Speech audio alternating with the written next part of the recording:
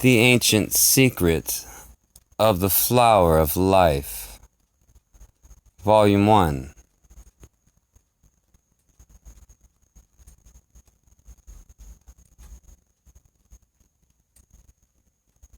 Acknowledgements.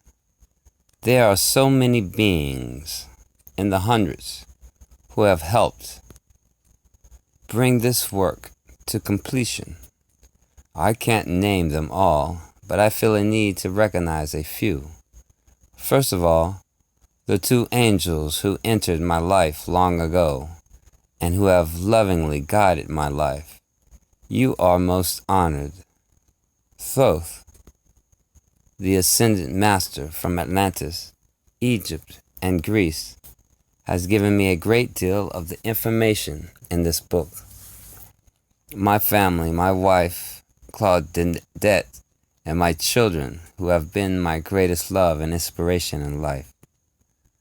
The 200 facilitators teaching this work of the flower of life in the 33 countries, who have given me invaluable feedback, support, and love that has kept me strong.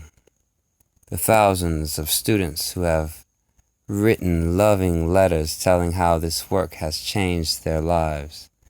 This has given me strength to continue. Lavia Cherish, who put this work into book form from the video format, and Margaret Penyan, whose fine editing ability allows this book to read so smoothly. Tim Stouse, who created about half the computer graphics, and Michael Tyree, who created the other half.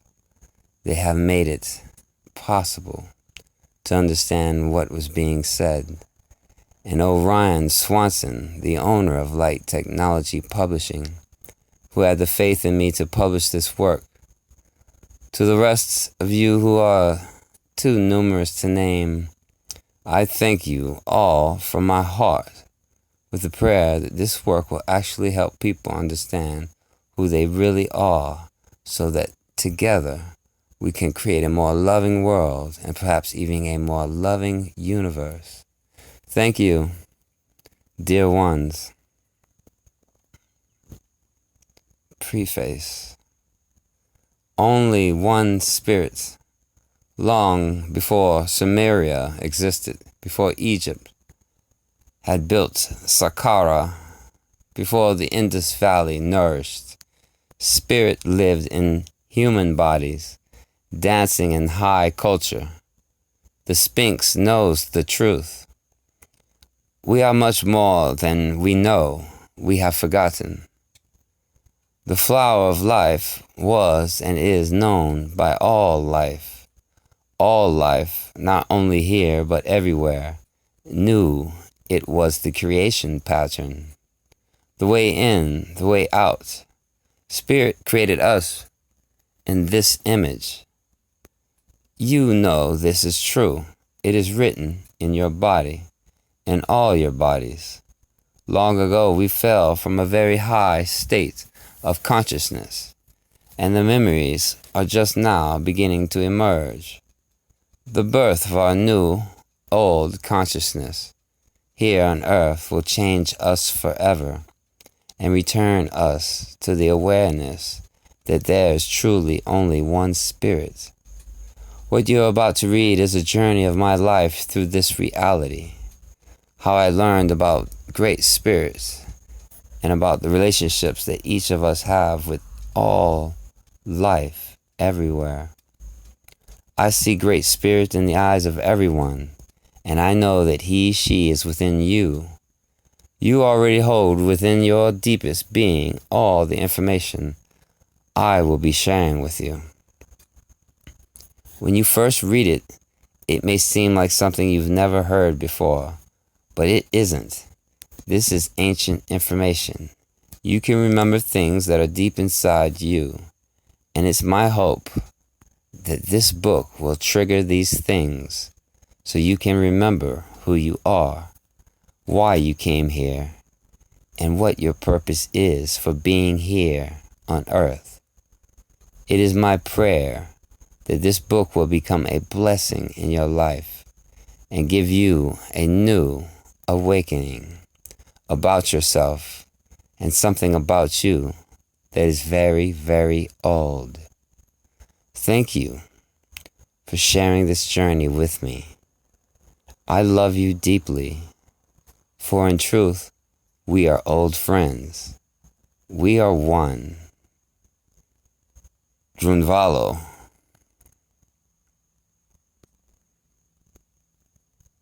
Introduction.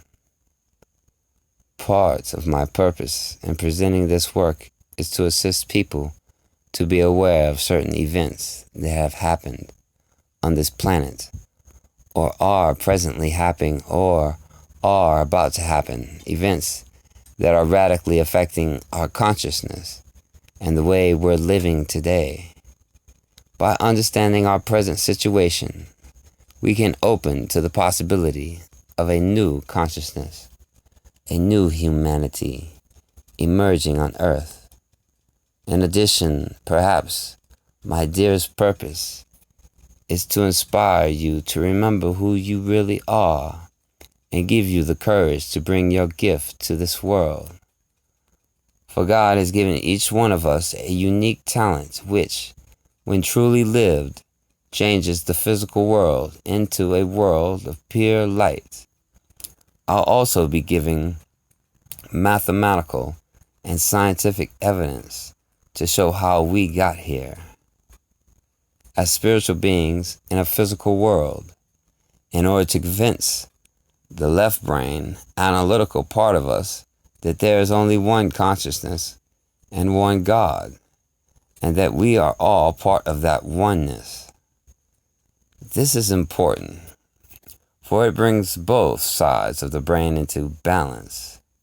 This balance opens the pineal gland and allows the prana, the life force energy, to enter the innermost parts of our physical being. Then and only then is the body of light called the Mer Ka Ba possible. However, please understand that the evidence I originally learned this information from is in itself not important. The information could in most cases be completely changed to different information without affecting the outcome. In addition, I made many mistakes because I am now human. What is most interesting to me is that every time I made a mistake, it led into a deeper understanding of the reality and a higher truth. So I say to you, if you find an error, look deeper. If you get hung up on the information by overestimating its value, you will totally miss the point of the work. What I have just said is paramount to understanding this work. I'll also be giving my personal experiences, many of which are, I admit, outrageous by the ordinary world standards. Perhaps they are not so outrageous by the old world standards. But it is you who must decide if they are true or are just stories, or if it even matters. Listen deeply with your heart, for your heart always knows the truth. Then I intend to share with you as much as I can in the second volume, a specific breathing technique that will help you return to the vastly higher state of consciousness from which we all came. It is the remembrance of the breath connected to the light body of the Mer Ka Ba. This is one of the primary purposes of this work. At this point, a short story of how this book came about is in order. You will read about the angels, so I will not begin there, but rather with the latter events. In 1985, the angels asked me to begin teaching the meditation of the Mer Ka Ba. I first learned it in 1971 and had been practicing it ever since. But I did not want to become a teacher. My life was easy and fulfilled. Basically, I was comfortable and didn't want to work so hard. The angels said that when someone is given spiritual knowledge, they must share it. They said it was a law of creation. Knowing they were right, I opened my first class to the public in the spring of 1985. By 1991, my workshops were filled and overflowing, with hundreds of people on the waiting list. I didn't know how to reach everyone who wanted this information. In fact, I could not. So in 1992, I made a decision to release a video of one of my workshops and let it go out to the world. Within less than a year, it was exploding in sales. But there was one big problem. Most of the people who were watching the videos could not really understand what was presented because it was outside the context and content of their spiritual understanding. I gave a lecture to 90 people in Washington State, all of whom had seen the videotapes but had never been to one of my live workshops. It was there that I realized that only about 15% of the people actually knew how to live the meditation by using only the instructions on the videotapes. It was not working. 85% were confused and unclear about the instructions. Immediately, I took the videotapes off the market. This, however, did not stop the video from continuing to be sold. People wanted the information, so they began to copy the existing tapes and give, sell, or lease them to people worldwide. By 1993, it has been estimated that there were approximately 100,000 sets of these tapes in the world. A decision was made. It was determined that the only way we could be responsible with this information was to have a trained person in the room when someone watched the videotapes. Trained means that we had carefully instructed a person to know and live the Mer Ka Ba. That person could then orally teach another. This is how the Flower of Life Facilitator program was born. There are now over 200 trained facilitators in at least 33 countries, and the system has worked very well. Now things are changing again. People are beginning to understand higher consciousness and its value and concepts. It is now time to release this book to the general public, which is now ready, we feel. A book has the advantage that people can take more time to study the drawings and photos carefully at leisure, and it will also have current, updated information, such as follows. The times, they are changing, for sure. According to Dow Jones Company, in their magazine, Americans' Demographics, February 1997, a 10-year scientific study has revealed that a brand new culture is emerging in America and the Western world at this moment. Some have called this new culture the New Age, but it has had other names depending on the country. From our experience, we believe it is a worldwide emerging culture. It is a culture that deeply believes in God, family, children, spirit, Mother Earth, and a healthy environment, femininity, honesty, meditation, life on other planets, and the unity of all life everywhere. The members of this new culture believe, according to the study, that they are few and scattered. The survey revealed, however, to everyone's complete surprise, that they are 1 in every 4 adults in America. an amazing 44 million adults strong. Something huge is happening here. Now that the money movers are aware of this enormous new market, you bet things will change. Everything from movie and TV content to the use of energy to the foods we eat and much more will be affected. Our very interpretation of the reality may even eventually change. You are not alone, and it will not take long now for this fact to be apparent to everyone. Ever since the angels first appeared in 1971, I have been following their guidance. This is still true today.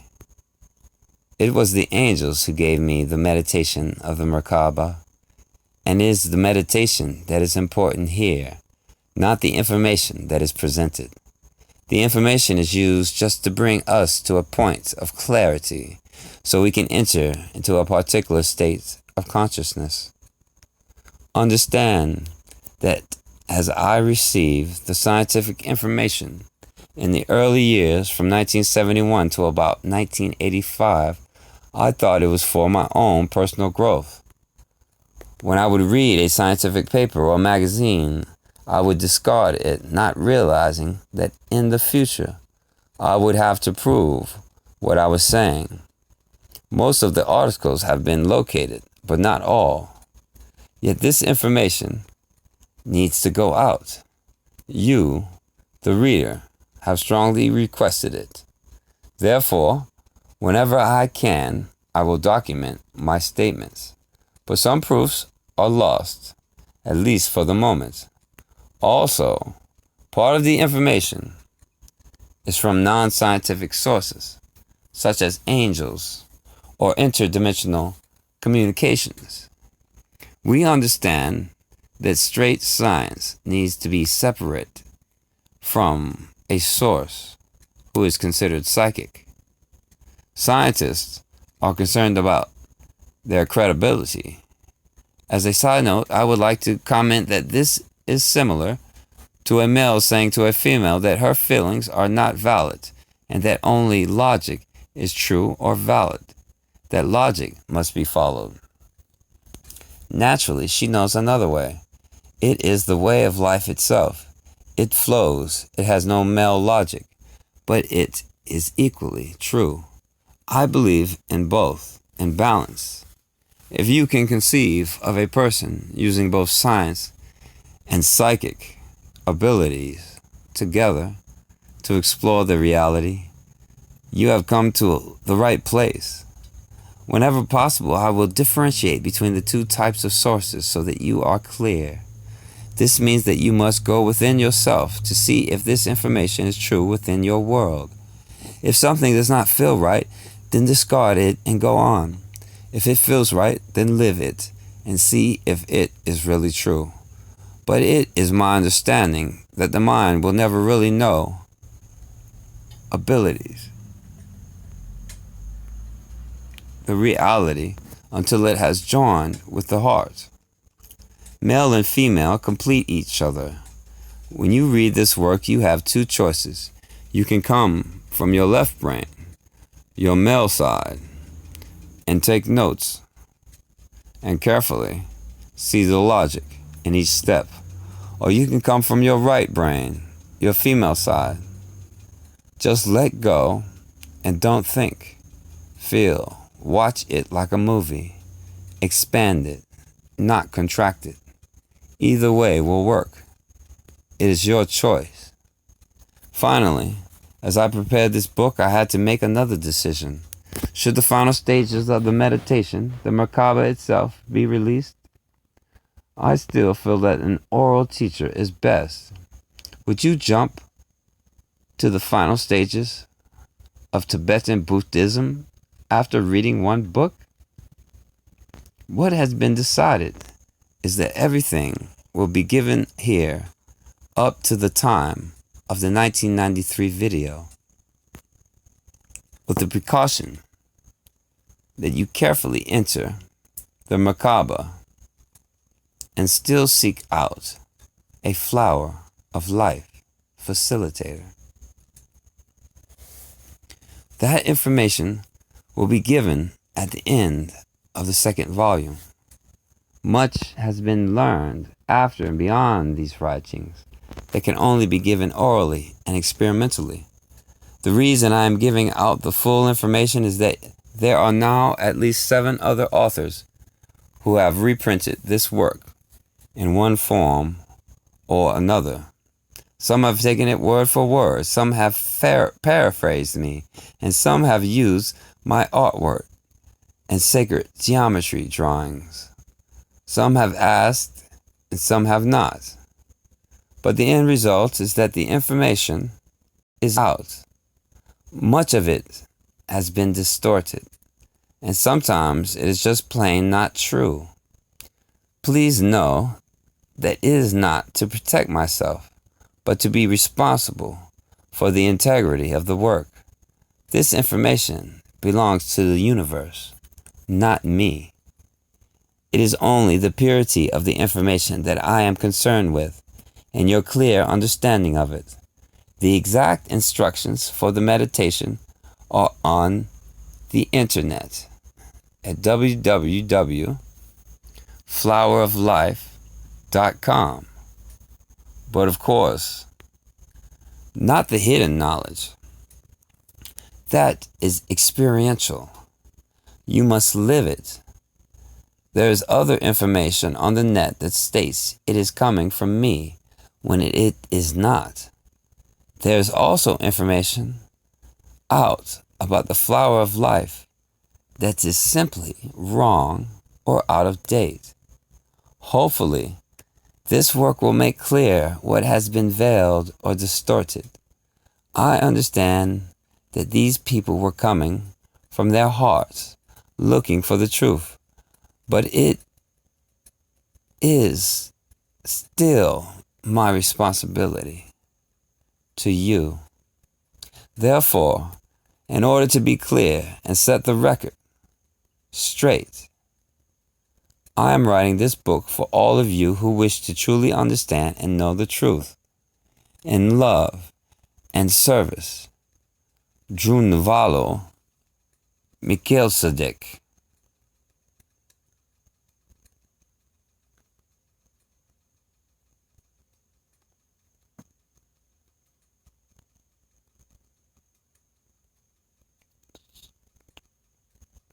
Depiction of Thoth, the Atlantean Thoth, Egyptian Thoth.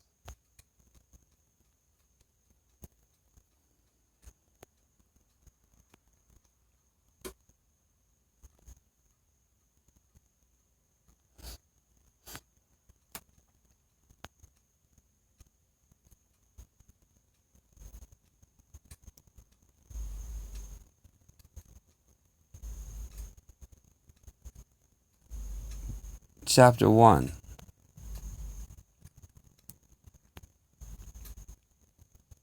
Remembering